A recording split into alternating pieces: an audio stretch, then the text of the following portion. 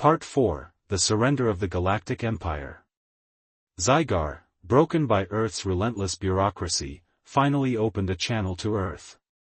Diplomacy Officer Karen Patel appeared on the screen, sipping coffee. "Oh, Supreme Overlord Zygar," she said cheerfully. "How can I help you?" Zygar hesitated. "We wish to negotiate." Karen smiled. "Of course. Earth is always open to diplomacy. But first, you'll need to fill out." Zygar whimpered. "Please, no more forms." Karen's expression softened. "Oh, you're already broken, aren't you?" She clicked a few buttons.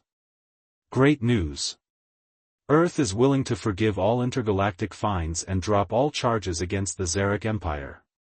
In exchange, we only ask that you never attempt to invade us again." Zygar nodded weakly. "We accept." Karen beamed. "Fantastic.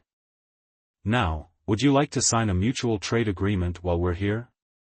Part 5, The Rise of the Galactic Trade Alliance. The Xeric fleet left Earth's orbit, not in defeat, but in strategic economic partnership. Zygar returned to his home world with a new title, Director of Intergalactic Trade. The Xeric Empire, once a war machine, transformed into a thriving trade alliance. Admiral GRS retired and opened a coffee shop. General Zarl started a knitting business. The former elite berserkers, now skilled in crafting scarves, ran a galaxy-wide charity for the elderly. Earth had won, not through firepower, but through the power of bureaucracy. Zygar, now a changed leader, looked out at the stars. Perhaps, he mused, there is more to the universe than conquest. Part 3, The Galactic Paperwork War. Zygar, desperate to regain control, decided to flood Earth with bureaucratic paperwork. He ordered his officers to compile every diplomatic and legal document from the last 500 years of the Xeric Empire. Over 1 million forms were submitted to Earth's government, ranging from trade negotiations to environmental assessments. On Earth, Diplomacy Officer Karen Patel stared at her computer screen in disbelief. "What the hell is this?" she muttered. Her assistant, Dave, glanced over. "Looks like the Xeric are trying to out-bureaucracy us." Karen smirked. "Fine. Let's see how long their war machine lasts against our processing backlog." She submitted a request for clarification, which would take 7 to 9 months to process. Zygar, aboard the Eternal Subjugation, received the notification, "Your submission has been received." Estimated response time, 7 to 9 months. He slumped in his throne, defeated. Part 1, The Arrival of the Galactic Conquerors. The Xeric Empire, known for its ruthless conquests across the galaxy, had set its sights on Earth. Supreme Overlord Zygar, a towering figure with mandibles that could crush steel, sat on his throne aboard the Eternal Subjugation, the flagship of the Xeric fleet. His war council, a group of hardened generals, watched the holographic display of Earth with disdain. "Pathetic," sneered High General Zero, zooming in on the blue-green planet.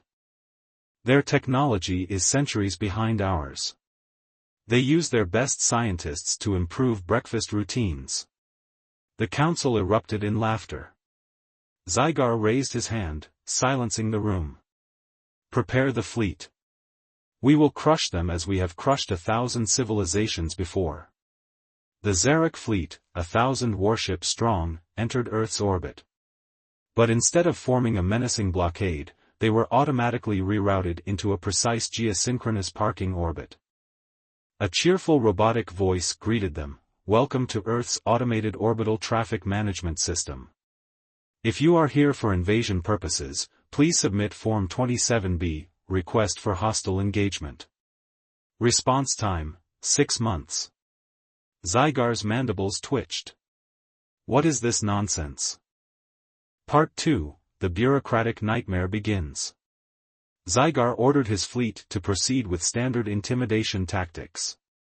The planetary demoralization broadcast was supposed to strike fear into the hearts of every human. But instead, Earth's global spam detection algorithm flagged the transmission as a scam call and deleted it before anyone could hear it.